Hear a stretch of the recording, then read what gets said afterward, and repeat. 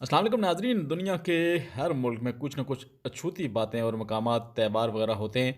आज हम आपको दिखाते हैं कि जापान का ये इलाका है टोक्यो। यहाँ हर साल ट्रक जो है वो गार्डन मुनक्किद किया जाता है और ट्रक गार्डन में हज़ारों लोग जो है वो हिस्सा लेते हैं और अपने अपने ट्रक गार्डन यहाँ पेश करते हैं। तो आइए हम आपको दिखाएं ये ट्रक गार्डन कैसा है, हमें बताइएगा इस हवाले से।